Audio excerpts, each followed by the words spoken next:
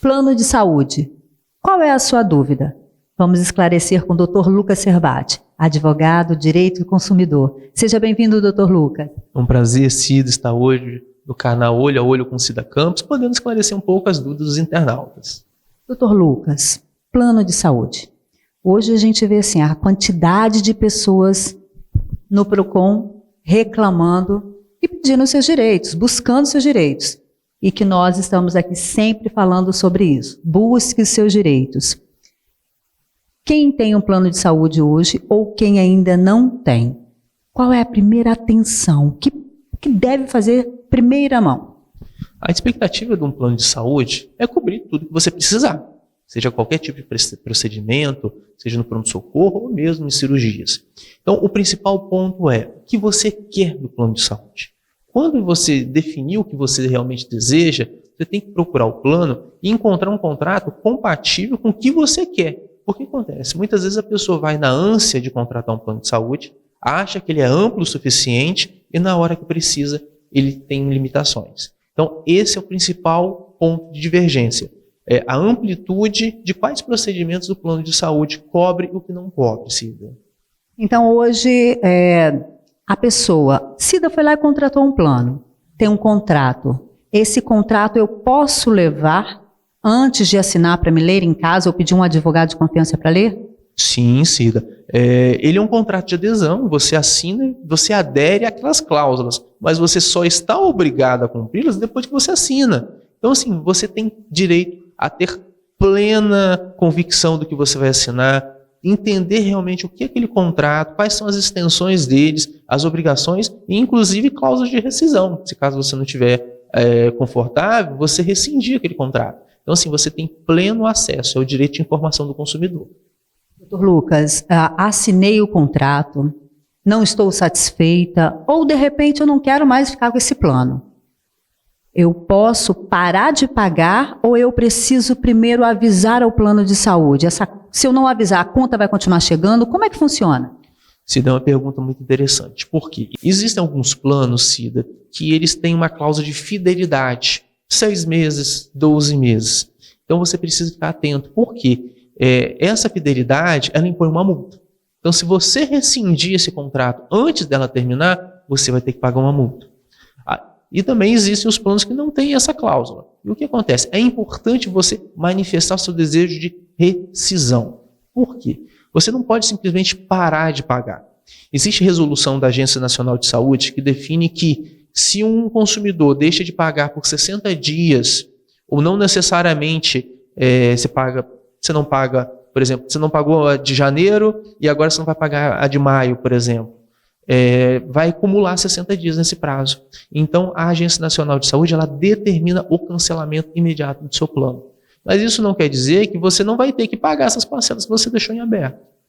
Por isso, a importância de você se direcionar ao plano de saúde e solicitar o cancelamento. O fato do cancelamento da Agência Nacional de Saúde por essa inadimplência de 60 dias não inibe, não proíbe que o plano de saúde cobre as parcelas que estão em aberto.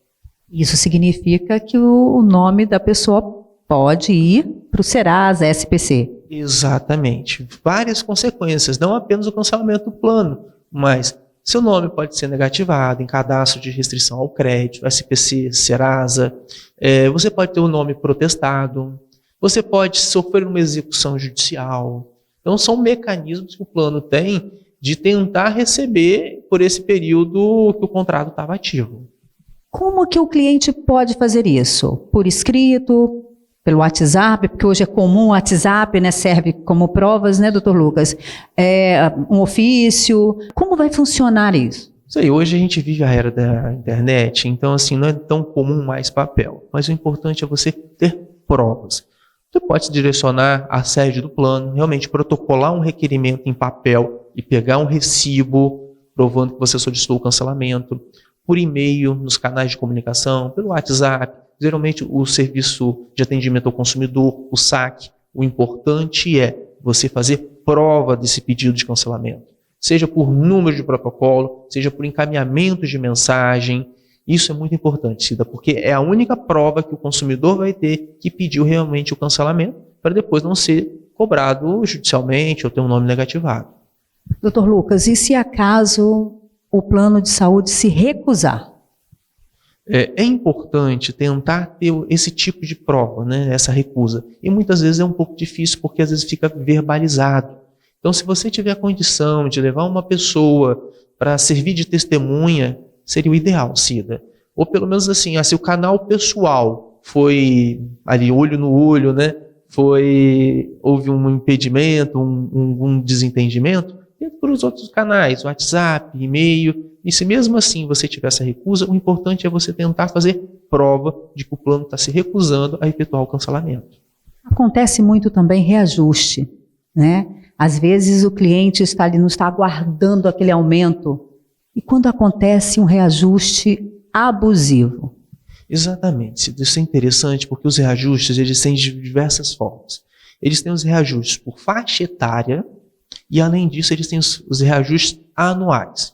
O plano pessoa física, CPF, o reajuste, ele é definido pela própria Agência Nacional de Saúde, de âmbito nacional. Agora, os planos empresariais, que são feitos com empresas, associações, bancos, existe uma negociação entre o gestor do contrato e o plano de saúde. Então, assim, digamos que um determinado banco, associação, teve um reajuste, isso foi negociado entre um gestor do plano e o plano de saúde. Então, assim, pode existir realmente aumentos abusivos. É interessante no plano empresarial que as pessoas procurem esse gestor para entender o porquê daquele reajuste realmente e, se entender que foi abusivo, procurar o judiciário. E quando está no contrato? Tudo que está no contrato tem que ser cumprido. Exatamente. É um contrato de adesão, né, em que a pessoa adere àquelas propostas e ele tem que ser cumprido. Por isso é importante. Qual o seu objetivo com o plano de saúde? Para que você quer realmente? Então, antes de assinar, verifica se esse plano de saúde vai atender realmente às suas necessidades, para evitar depois demandas na justiça. Quando eu pesquisei para fazer essa matéria, doutor Lucas, veio aqui uma dúvida. O plano de saúde às vezes promete que vai cobrir a região, ou vai cobrir nacionalmente, ou no estado. E quando não cobre? Mas está no contrato, a gente acabou de falar agora que o contrato que está no contrato tem que cumprir. Mas e quando a pessoa chega, cobre o estado, eu estou aqui dentro do estado do Espírito Santo, só cobre o estado, mas o hospital aqui não aceita, o consultório ali não aceita. Tá, mas anteriormente não avisaram que esse hospital ou esse consultório não aceita esse plano. E aí? Cida, existem realmente os planos de âmbito municipal, estadual e federal. Então, assim, você precisa justamente avaliar qual a sua necessidade. Não adianta eu ser um viajante nacional e contratar um plano estadual. Se eu estiver lá no Rio de Janeiro, em São Paulo, a rede daqui do meu estado não vai cobrir lá.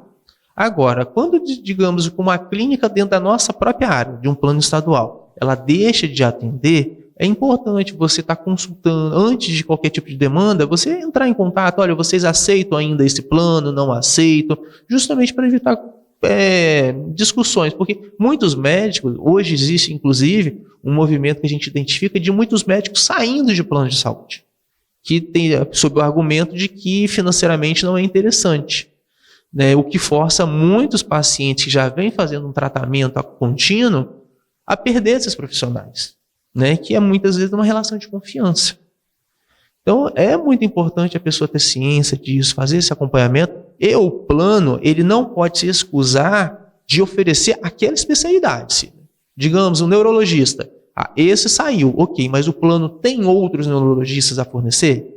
Se caso não tiver naquela região, aí o plano é obrigado a trazer um outro profissional para aqui, ou mesmo indenizar o seu direcionamento a esse outro profissional. Mas tudo isso tem que ser expressamente comunicado com o plano. Você não pode fazer por livre-arbítrio, tá? Isso é muito importante.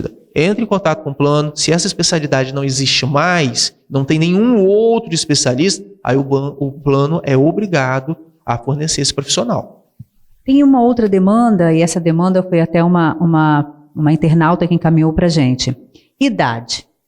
Muitos planos de saúde estão evitando fazer plano de saúde com a idade acima de 86, 87 anos.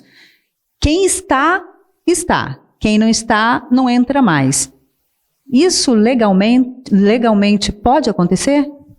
Cida, a gente tem identificado que muitos planos de saúde já não tem mais aberto para pessoa física, CPF. Exatamente. Então, assim, tem esse movimento realmente para pessoas físicas, e aí o que tem obrigado as pessoas a procurarem empresas, associações, bancos, cooperativas, justamente para, através desse plano coletivo empresarial, fazer parte do plano de saúde. Então, assim, é importante identificar qual foi a negativa do plano. O plano simplesmente não pode negar. O consumidor tem um direito de informação. E se essa pessoa achou que houve algum tipo de preconceito, seja em função de idade, de direitos, cabe a pessoa questionar isso judicialmente. Mas é sempre importante, faça a prova. Qualquer atitude que o consumidor entender que foi abusiva por parte do plano de saúde, você tem que fazer prova realmente, tornar algo palpável para que o juiz possa se convencer e garantir o seu direito. Gente, esse assunto é amplo demais, tem assim, várias dúvidas, várias perguntas, e não dá para um programa só, né? Uma matéria só. Mas nós vamos voltar a falar sobre esse tema, Dr. Lucas, porque é muito importante, principalmente o senhor sempre diz que está na Constituição, né? Exatamente, está na nossa Constituição, está no Código de Defesa do Consumidor. Esse livro aqui garante todos os nossos direitos. Então é importante conhecer, e mais importante, acompanhar o canal Olho a Olho com Cida Campos, porque aqui a gente mostra realmente a informação, o direito do consumidor. E é uma forma de você, consumidor, não ser violado nos seus direitos. Então, acompanhe sempre o canal, tem muitas matérias, seja comigo, com outros colegas, falando sobre o direito, para garantir o seu direito, enfim, como consumidor, como um bom cidadão brasileiro. Olho a Olho, com Cida Campos.